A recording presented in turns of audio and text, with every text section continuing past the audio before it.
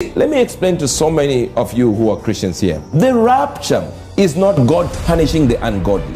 Break it down, sir. The rapture is trying to remove us from the danger to come. So rapture is the mercy of God, removing you so that you don't suffer what sinners will suffer, not from him. This is going to be done by the Antichrist, sir. Notice on earth right now, we have over 2 billion Christians. God still wants more. And remember, there are other Christians that are dead. Maybe 7 billion died from the beginning of creation. To make it 9. Now, God is saying, I'm still waiting. I have a number I'm willing to say this one is the real number. That means he gave a real big number. And remember, after the rapture, there is still salvation possible. He's still open. Imagine if there is an earthquake striking Harare here, and I say, Spirit Embassy, on Monday we are all out of this city. Don't think I'm trying to punish the people of Harare. No, sir. I'm saying there is somebody coming to destroy you if you remain in this place. I'm taking you out.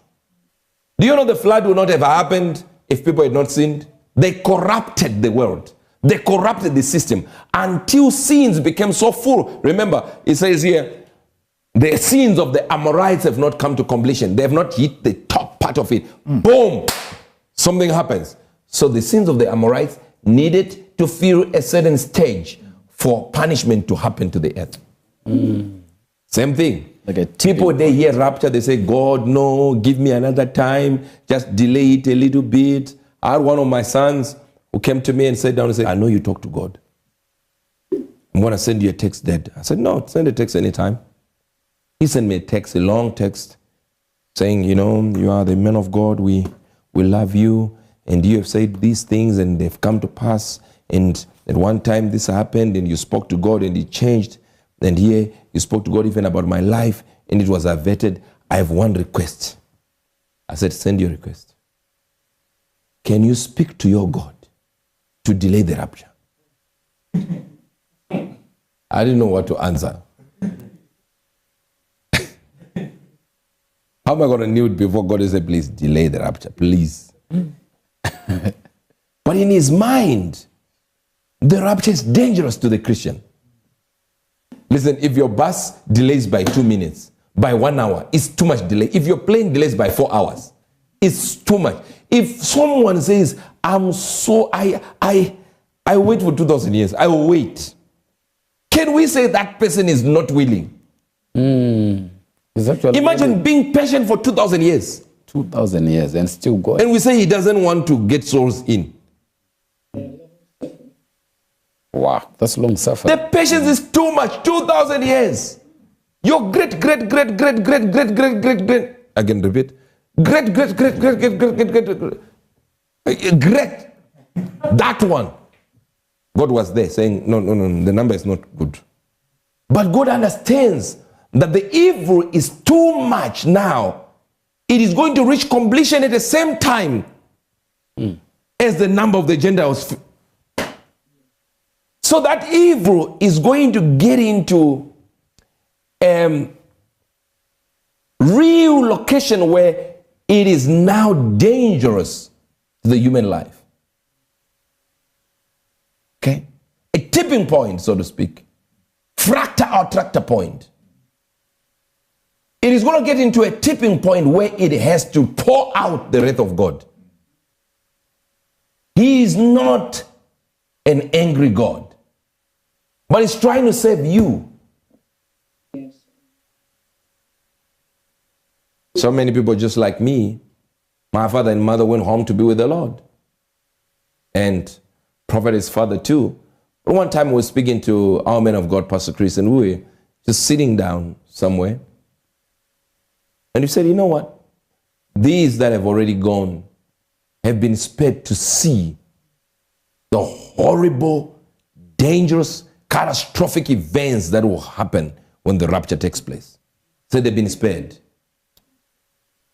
So even seeing it, you will not wish it on your worst enemy. I don't know if they're getting this. They're getting, sir. Have you ever gotten to a point where you say you feel sorry for your enemy? Yes. Where you feel like, should not have happened like this. Hear me. One time, I was ministering like this in Britain, and one of the young men that I started the ministry with, and he was my assistant, and he's helping me. Brilliant guy. Very, very loving and loves God at that time that I was with him. And then he left. It hurt me because of the things I knew the ministry was going to become and what we're going to be used by God in. And this young man that I'm starting with is gone. 2 of them. But this one was special. And I started filling up stadiums and everywhere by the power of God. And then I'm preaching in the studio. And I say, people call in if you need prayer. And people are calling in. And the prayer team is praying for them and all the other things. And then it happens. I receive a text message. There's a young man here who says his name is this. I said, I remember that name. So I'm typing there. I remember this name. So he's on the phone. He really is urgent. He wants to talk to you. I'm like, what are you saying? He wants to, I'm live. He said, he can see you alive. But he really wants prayer now. I preached, finished. And then I said, what happened? I heard, I was in my house. My wife said she's going to work. And I kissed her goodbye to go to work, and I'm going to work. Then at work, somebody brought a link to a Facebook page. And it's live. And my wife is being engaged to another man. Wait a minute. You kissed your wife. We'll see you when you come from work. You have a child.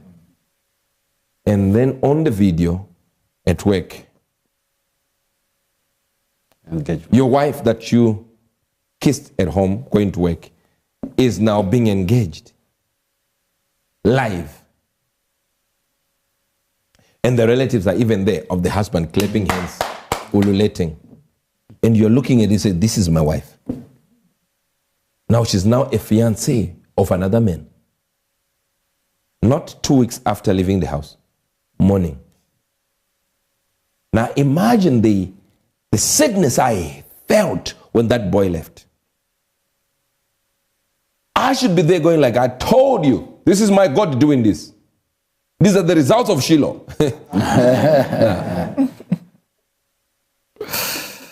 But I felt it. As a man, I felt it. Wait a minute. If I was this man, and my wife is now being engaged to someone after kissing them in the morning, think about it, you standing there. You sitting there, think as a man. Forget, you women just think whatever you want. I'm talking about men. Men are different. Why? Because as much as it pains a woman, but men are different. Why? Because everything to do with men is authority. That's undermining me, undermining my authority. Forget love for now. That's stripping a man of what is called manhood. Him being a man. That's it. This one, this guy. The brotherhood understands what I say.